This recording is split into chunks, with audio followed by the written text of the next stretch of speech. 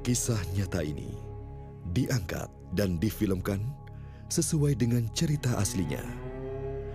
Dan pada bagian-bagian tertentu telah diubah untuk tujuan dramatisasi dari kejadian sebenarnya.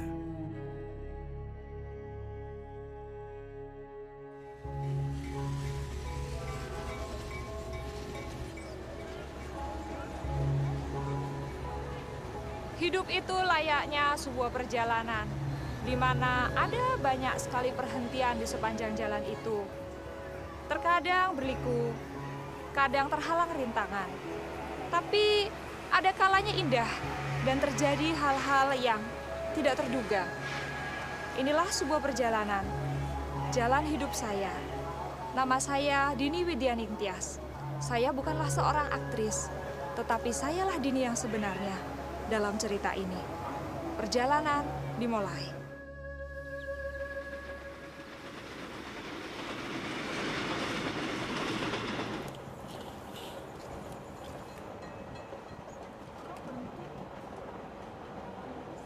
Saya dalam perjalanan bisnis naik kereta ekspres Jakarta-Jogja saat kereta tiba-tiba berhenti.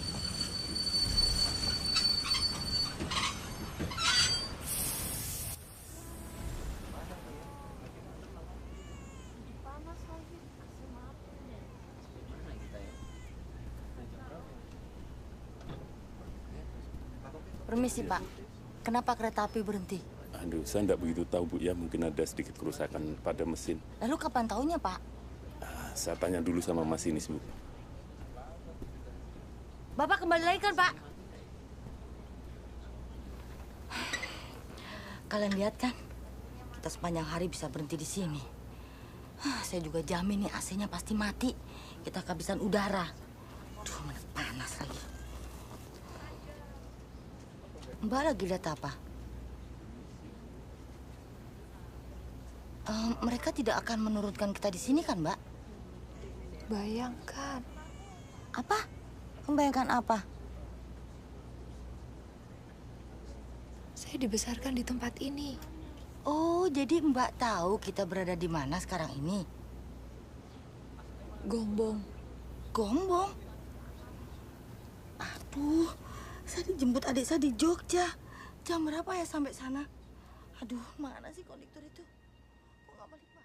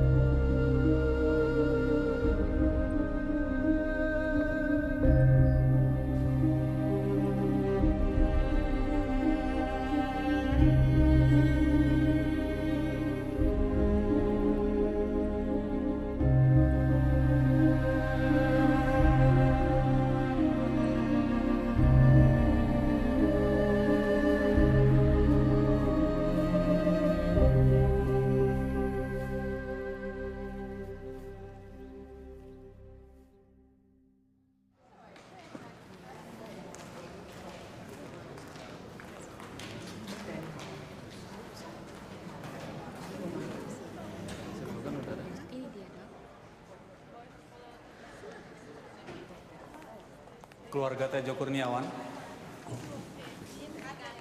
Ibu Tejo Kurniawan. Saya Ibu Tejo Kurniawan.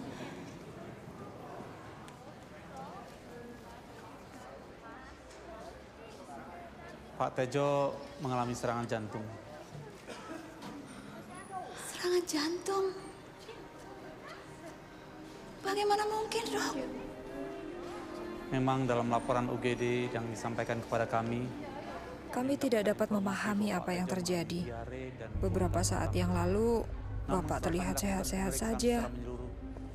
Kemudian sakit karena diare dan muntah-muntah.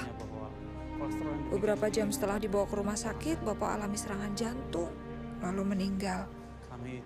Bapak meninggal begitu saja. bahwa Saya merasa disambar petir. apa yang kami bisa sudah kami lakukan untuk menolong Pak Tejo.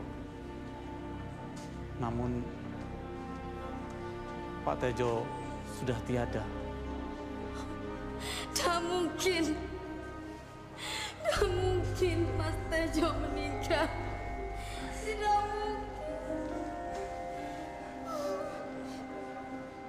Apa yang terjadi dengan Bayu?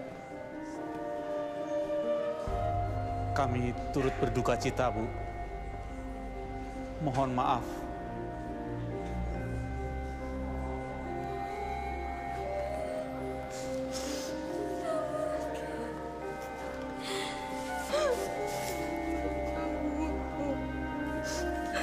Aku tidak bisa menerima keadaan. Apa yang harus kulakukan? Mbak, ada yang harus kubicarakan pada Mbak. Ternyata Bapak berselingkuh dengan Bule Sundari, saudari ibuku.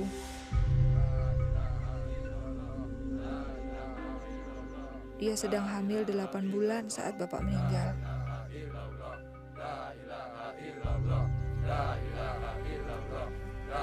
Tidak hanya itu, ibu saya juga sedang hamil saat itu. Saya tidak tahu harus berbuat apa atau kemana saya harus berpaling. Selama ini saya menganggap Bapak seorang pahlawan. Allahu Akbar, Allahu Akbar, Allahu Akbar, Allahu Akbar. Kini saya merasa dikhianati. Assalamualaikum warahmatullahi wabarakatuh. Silakan Pak. Saya cemas tentang bagaimana hidup keluarga kami jadinya. Bapak-bapak, ibu-ibu, Assalamualaikum warahmatullahi wabarakatuh. Saya berumur 12 tahun, anak tertua. Dan sekarang ibu saya sedang mengandung lagi. Kepada bapak-bapak, ibu-ibu, dan ibu tidak bekerja. Bagaimana kami bisa bertahan hidup? Saya mohon dan saya harap kepada bapak-bapak dan ibu-ibu untuk memaafkan dia. Saya yang akan bertanggung jawab. Amin. Wassalamualaikum warahmatullahi wabarakatuh.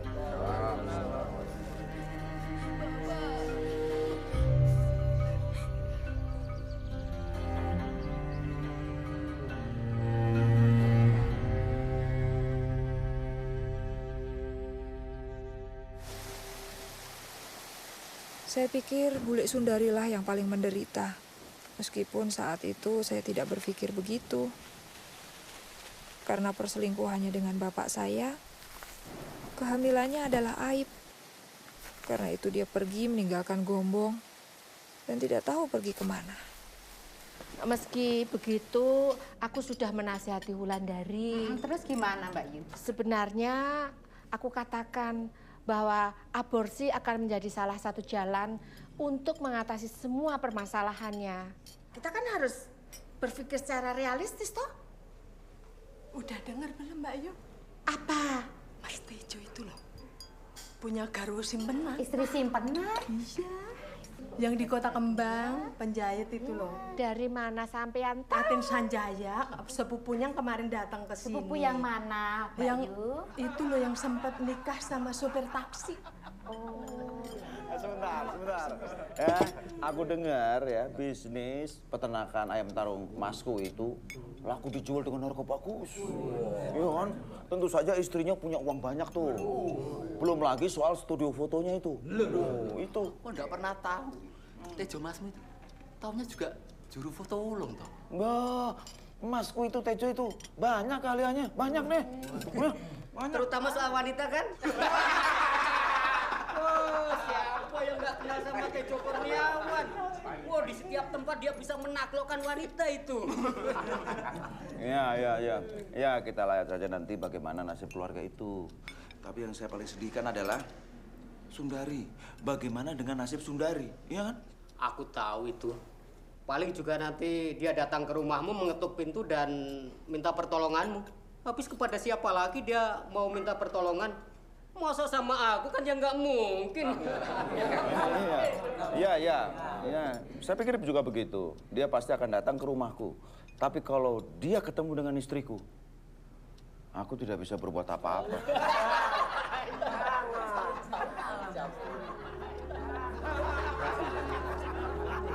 Salahnya kalau si Sundari itu sedang...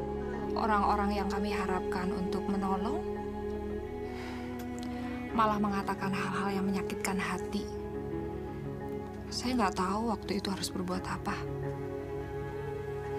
Saya pikir hanya Tuhan yang bisa menolong kami. Kamu kan masih kecil, Mbak, waktu itu.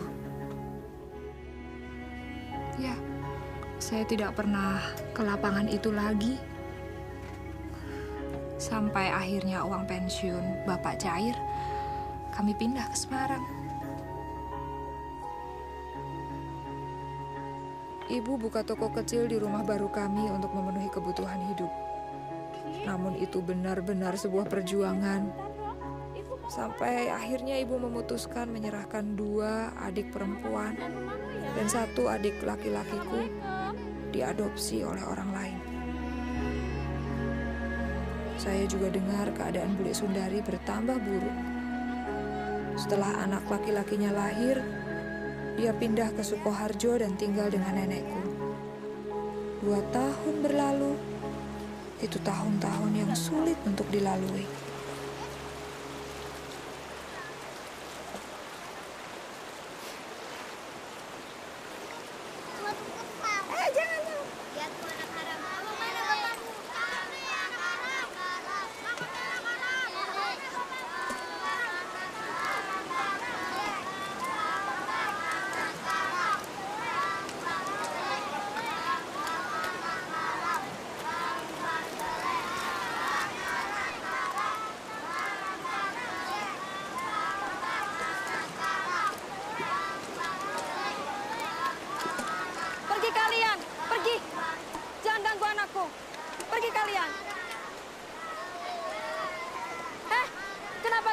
saja.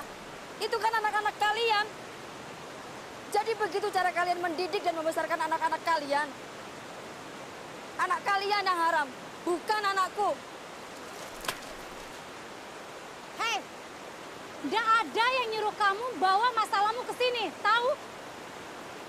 Maksudmu, kamu mau mendidik kami? Bagaimana kami harus mendidik anak-anak kami? Hah? Lalu siapa yang mendidik kamu supaya kamu tidur dengan setiap laki-laki yang kamu temui? Paling tidak, aku menunggu sampai menikah untuk punya anak. Nggak seperti kamu. Nggak jelas siapa bapak anakmu.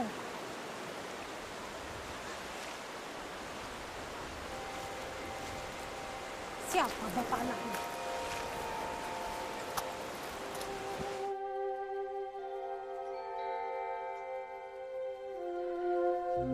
Tidak ada tempat lain lagi buat Bule Sundari dan Bambang. Mereka meninggalkan Sukoharjo dan datang ke Semarang. Bertentangan dengan keinginan saya, ibu ternyata mendengarkan permohonan Bule Sundari dan memutuskan untuk menerima mereka. Bagi saya waktu itu, masalah sudah cukup banyak.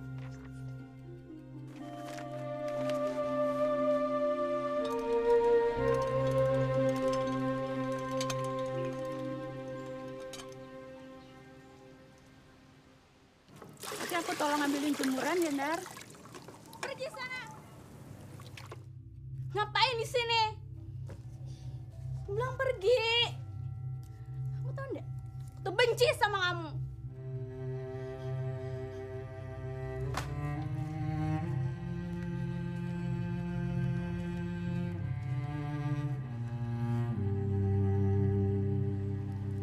Silakan, Dar.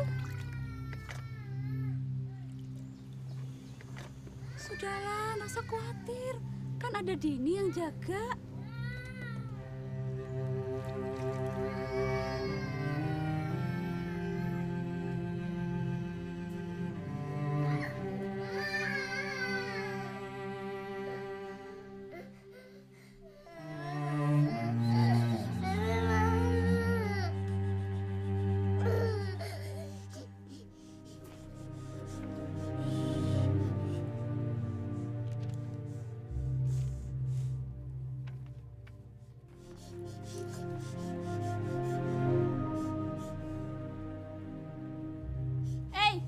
Buku diari siapa itu? Ih, apa hak bule baca buku diari orang? Bos ini nggak? Bos ini!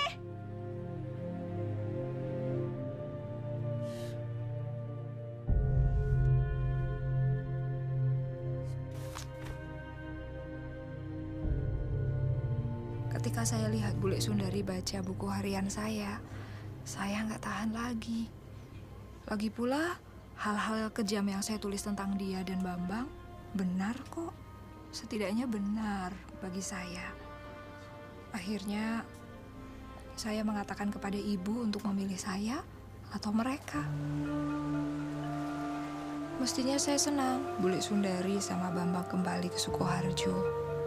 Tapi kemudian kemarahan saya kepada mereka beralih kepada ibu. Saya tahu ibu akan menikah lagi. Itu sebuah keputusan yang tidak dibicarakan dengan seorang pun di dalam keluarga.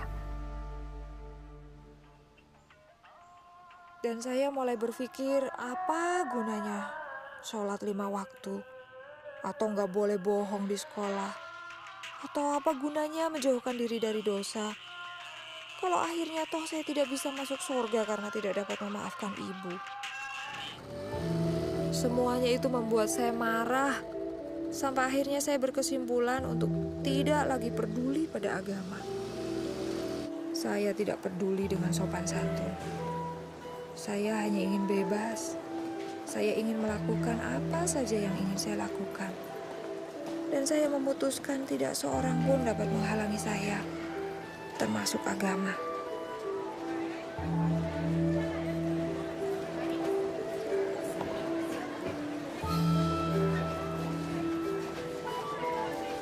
Saya mulai melanggar setiap peraturan yang ada. Waktu itu saya kelas 1 SMA. Saya melakukan apa saja yang saya mau. Tapi kemudian saya melihat hal-hal yang mengejutkan. Saya melihat seorang teman saya merangkak begitu rupa di atas lantai. Dia alami pendarahan karena keguguran. Atau teman saya lainnya yang dipenjara karena ia tertangkap basah mencuri. Dan saya mulai bertanya pada diri saya sendiri, apa kehidupan seperti ini yang saya inginkan? Hidup yang diatur oleh agama tidak membuat saya bahagia. Tapi hidup bebas tanpa aturan agama juga bukan hidup yang saya inginkan.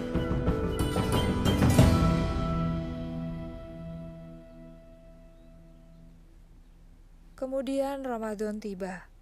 Dan saya mendapati diri saya kembali kepada iman saya. Setelah sekolah, saya mulai menghabiskan waktu dengan membaca buku-buku agama dan mengaji. Saya mulai membaca Al-Quran dengan tulus dan merasakan keinginan yang besar untuk lebih dekat dengan Allah. Saya benar-benar ingin mendapatkan kedamaian.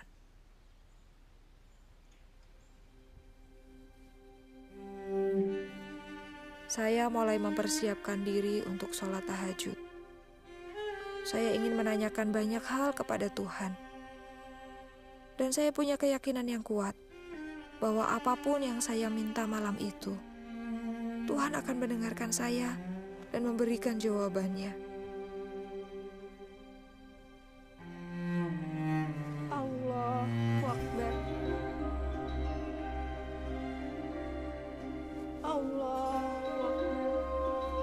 Lalu saya tahajud menurut ayat-ayat tertentu yang saya sudah hafalkan.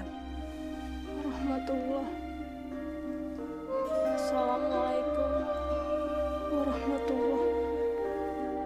Saya benar-benar hancur hati dan menangis kepada Tuhan. Ya Allah, Dari hati saya yang paling dalam, saya ingin menyenangkan Kau lebih dari apapun. Tunjukkanlah saya jalan, maka saya akan mengikuti Engkau manapun Kau pimpin. Tapi jika Engkau tidak menunjukkan jalan mana yang harus saya tempuh malam ini juga, jangan salahkan saya. Jangan salahkan saya, karena saya memilih jalan saya sendiri. Namun, jika Engkau menunjukkan siapa dirimu dan apa yang Kau inginkan dari diri saya, maka saya akan mengikutimu kemanapun Kau membawa saya.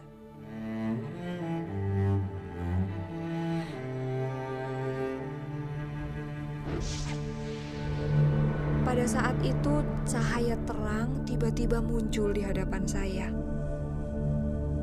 Kemudian membentuk sesosok manusia yang memakai jubah putih. Saya tidak dapat melihat dengan jelas wajahnya, tapi kehadirannya entah mengapa memberi saya ketenangan dan keyakinan. Dan tiba-tiba, entah bagaimana saya menyadari bahwa dia adalah Isa. Dan dia berkata, "Ikutlah aku." Dini, ikutlah aku. Saya bingung karena saya pikir, Tuhan, saya ini kan orang Islam, bagaimana mungkin saya mengikuti Engkau? Kau adalah orang yang dipanggil Tuhan oleh orang-orang Kristen. Tuhannya orang murtad, yang tidak mengenal Allah. Dan ia menunggu saya untuk datang kepadanya. Air mata saya mulai menggenangi wajah, dan akhirnya saya berkata, "Tuhan, jika ini adalah jalan kebenaran, maka saya ingin mengikuti Engkau." Pada saat itu saya merasakan damai yang belum pernah saya rasakan. Saya melihatnya tersenyum dan kemudian pelan-pelan pergi.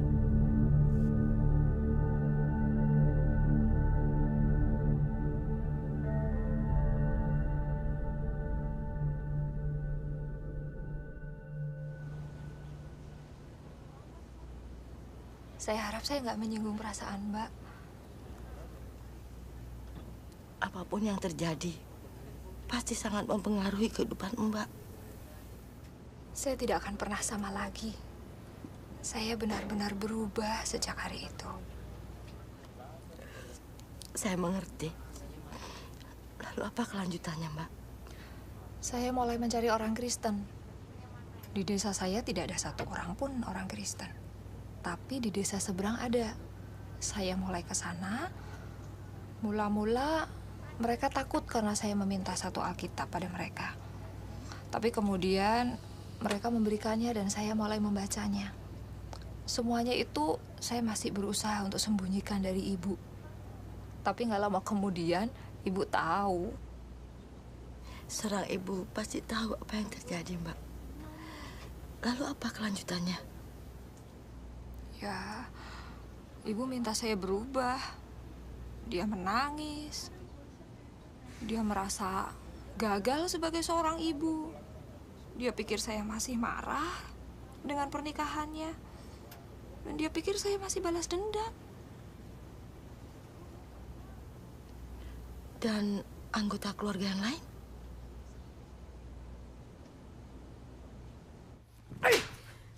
Terkutuk kamu! Kamu sudah bukan anggota keluarga ini lagi! Arif, jangan terlalu kasar. Dia masih perlu waktu untuk memikirkan kembali. Tapi dia sudah diberikan cukup banyak waktu untuk memikirkan ini kembali. Cukup! Cukup! Aku telah berjanji kepada Tuhan. Jikalau Ia telah menunjukkan jalan itu kepadaku, aku akan menurutinya. Aku tidak bermaksud untuk melukai siapapun di ruangan ini. Tapi aku telah membuat keputusan. Nduk, Dini, ibu dan ayahmu juga sudah membuat keputusan. Sebagai orang Islam yang sekaligus orang Jawa, mempunyai tanggung jawab dan kewajiban yang sangat berat, yaitu membesarkan dan mendidik anak-anaknya. Kewajiban anak-anak adalah menghormati, tunduk, dan taat kepada orang tuanya.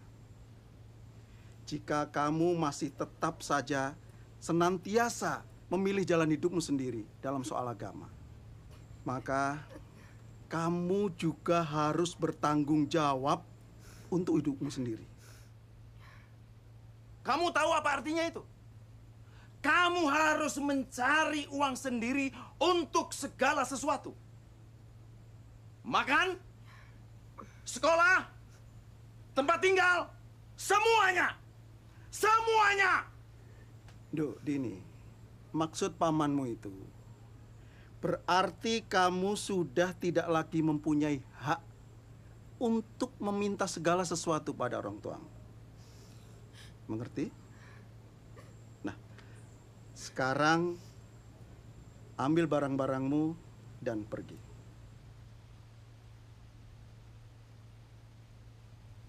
Cepat!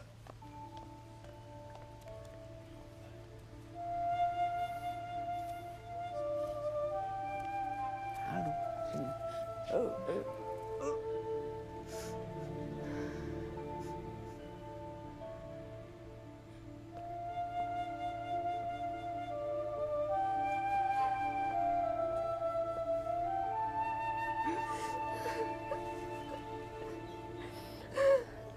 Saya tidak tahu dari mana kekuatan itu datang. Tapi saya pergi dari rumah dan pindah ke kota lain, yaitu Solo. Saya berumur 16 tahun saat itu. Saya kontrak sebuah kamar di sebuah rumah kos dan melanjutkan pendidikan untuk menjadi pekerja sosial. Saya sudah menyelesaikan tahun pertama di kota Semarang. Orang di bagian administrasi sekolah di Solo menerima saya sebagai siswa pindahan tanpa banyak pertanyaan. Usai sekolah, saya bekerja setengah hari dan berhasil bertahan hidup. Saya berpikir, jika sesuatu berjalan tidak sesuai dengan rencana, saya bisa datang ke rumah nenek dan minta bantuan. Saya tinggal di Solo selama 3 tahun. Saya cukup sering datang ke rumah hanya untuk berkunjung saja. Kemudian setelah saya lulus dari sekolah, saya dapat pekerjaan di Semarang. Kemudian saya kembali. Pertama-tama sih memang sulit, tapi akhirnya segala sesuatunya jadi normal. Lega rasanya. Akhirnya berakhir juga ya, Mbak. Mereka pasti berjuang untuk bisa memaafkan. Sebenarnya orang yang paling berjuang untuk memaafkan itu saya, Mbak. Bukankah orang-orang Kristen harus bisa saling memaafkan? Iya, benar. Hanya kadang-kadang jaraknya sangat jauh. Yaitu dari sini sampai ke sini.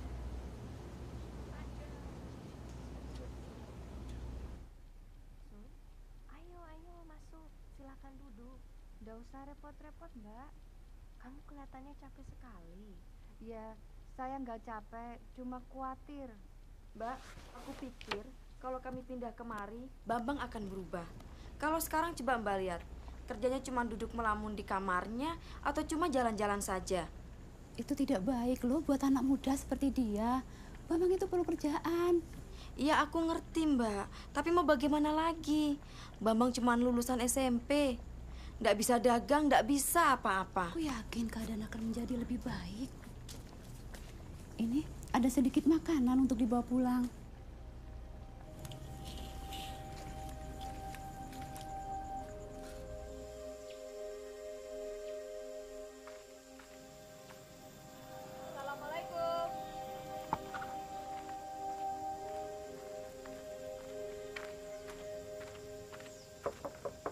Assalamualaikum.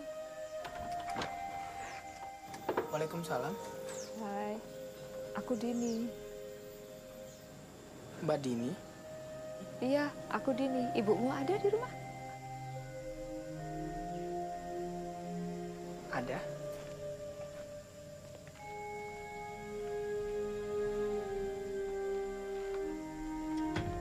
Bu, Mbak Dini datang.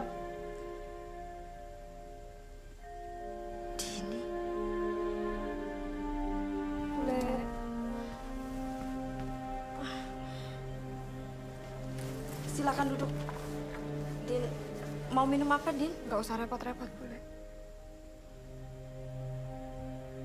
Beberapa hari lalu, saya dengar pembicaraan Bule sama Ibu. Saya nggak tahan. Maafkan saya. Perlakuan saya selama ini begitu buruk pada kalian. Maafkan saya.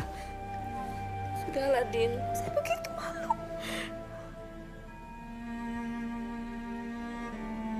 Aku mohon maafkan aku. Atas semua hal yang buruk yang pernah aku lakukan pada kalian. Aku mohon maafkan aku. Aku menyesal. Sudahlah, Din. Bule sudah memaafkan.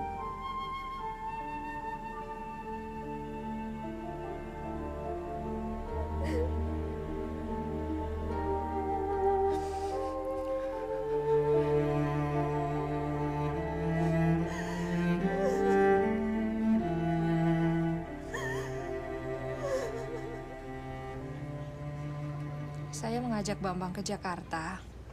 Ketika kami mulai mapan, saya memberinya uang untuk berjualan sepatu di pasar. 3 bulan kemudian, dia mulai mendapat untung dan tidak membutuhkan uang dari saya lagi.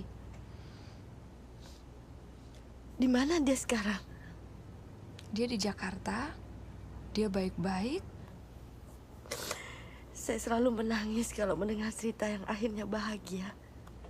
Tapi itu belum akhir cerita. Lalu apa?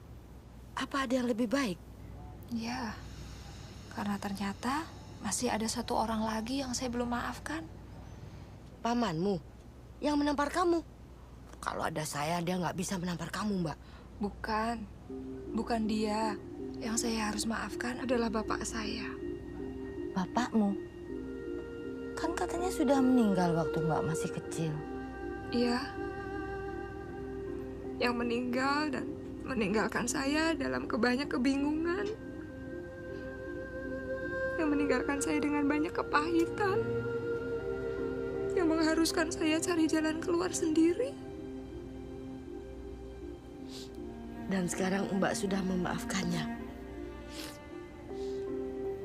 Kapan hal itu terjadi? Baru saja.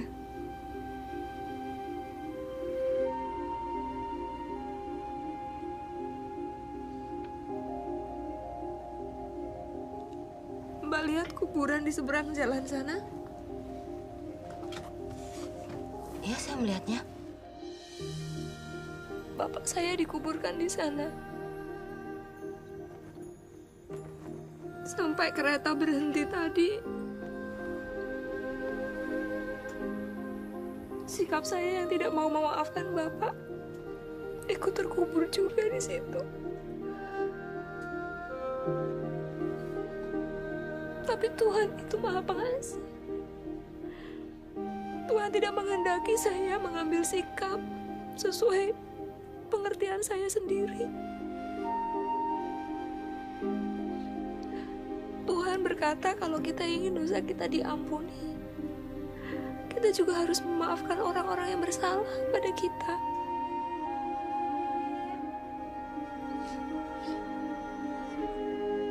Saat saya bercerita ini, saya ingat betapa sebenarnya saya sangat mencintai bapak saya. Dan bapak juga mencintai saya.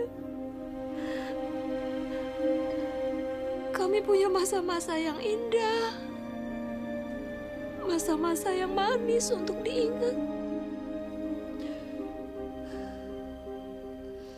Sepertinya kereta ini berhenti hanya untuk kamu, Mbak. Saya juga berpikir begitu.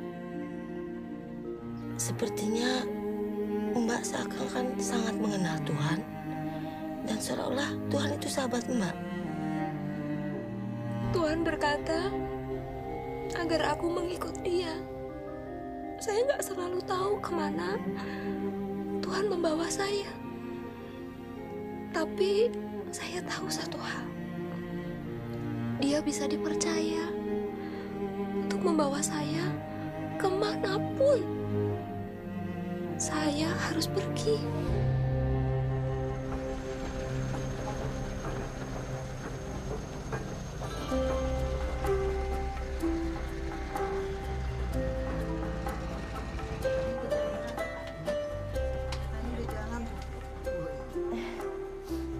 Akhirnya jalan juga, Mbak.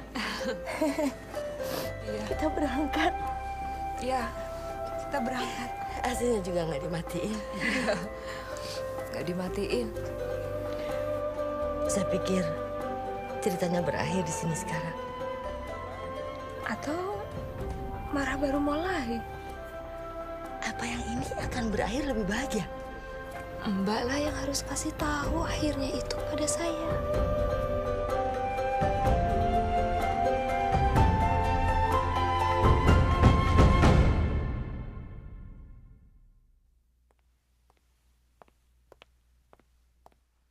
Ketika orang yang kita hormati mengecewakan kita, kita merasa kecewa. Dan kepercayaan kita padanya menjadi buyar. Karena orang yang kita kagumi ternyata tidak seperti yang kita bayangkan. Yang lebih buruk lagi, kita memendam kepahitan. Semakin penting orang itu dalam kehidupan kita, semakin besar jadinya kekecewaan itu. Dini yang kala itu masih muda, merasionalisasikan bahwa ia punya hak untuk marah dan menjadi pahit. Marah dan pahit terhadap orang tuanya, terhadap bibinya, Sundari, dan saudara tirinya, Bambang, bahkan marah kepada Tuhan. Kemudian Dini mengalami perubahan yang luar biasa. Dini mendapatkan penglihatan akan Tuhan Yesus ketika ia mencari kehendak Tuhan atas hidupnya, dan memutuskan untuk mengikuti Yesus kemanapun Yesus pimpin. Dengan cara yang tidak kita mengerti sebagai manusia. Yesus menembus dinding kamar tidurnya, mengelurkan tangannya kepada Dini dan berkata, "Ikutlah aku." Datang kepada Yesus adalah langkah pertama yang sangat bagus, tetapi seperti kehidupan nyata yang Dini ceritakan kepada kita, kehidupan kita di bumi adalah perjalanan yang berliku-liku dan penuh dengan belokan, pemberhentian di luar jadwal, dan banyak pelajaran di sepanjang jalan. Namun kita percaya kepada Tuhan Yesus. Kita seperti Dini mengikuti Yesus kemanapun Yesus membawa kita dan melakukan apa yang Yesus minta. Bagi Dini ada banyak jalan yang bisa ia ambil. Semakin ia bertumbuh dalam perjalanan kekristenannya, Dini menyadari bahwa ada satu jalan yang perlu dilaluinya seutuhnya, yaitu jalan pengampunan. Suatu jalan yang tidak mudah diambil, tetapi Dini berhasil mengambilnya karena kekuatan kasih. Bukan sembarang kasih, tetapi kasih yang datang dari Tuhan. Kasih yang tidak bersyarat.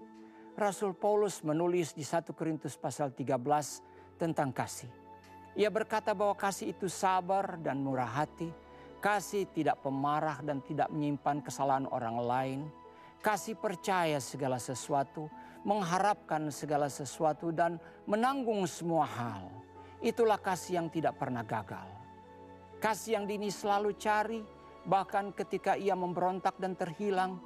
Ini adalah kasih yang ia perlukan untuk mampu menahan penolakan dari keluarganya.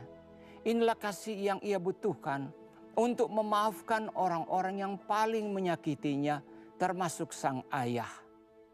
Saudara, dengan kasih inilah Bapa di sorga mengasihimu. Ia mengasihimu apa adanya. Ketika Dini berseru kepada Tuhan untuk menunjukkan jalan kepadanya, ia tidak tahu bahwa Isa akan datang kepadanya dalam suatu penglihatan di suatu malam, menampakkan kemuliaannya dan meliputinya dengan kasih dan kelembutan. Namun itulah yang terjadi. Saudara, Yesus mungkin mendatangi atau tidak mendatangi Anda dalam sebuah mimpi atau penglihatan, itu tidak penting. Yang lebih penting adalah Tuhan mengasihi Anda Dan Tuhan ingin Anda menjadi anak-Nya melalui iman dalam Yesus Kristus. Tuhan ingin Anda masuk menjadi anggota keluarga-Nya dan hidup bersama Dia selama-lamanya di surga ketika hidup Anda berakhir di dunia ini. Apakah Anda siap membuka hatimu untuk Yesus seperti yang Dini lakukan? Jika Anda ingin menerima Yesus Kristus sebagai juru selamatmu, mari ucapkan kata-kata ini bersama dengan saya. Katakan, "Ya Tuhan, saya percaya Yesus. Saya menerima Yesus sebagai Tuhan dan Juru Selamat saya. Ampuni dosa-dosa saya dan jadikan saya anak-Mu ya Tuhan. Terima kasih. Dalam nama Yesus, amin." Sekarang Anda hidup dalam keselamatan abadi dengan Tuhan. Sekarang Anda anak Tuhan. Puji Tuhan.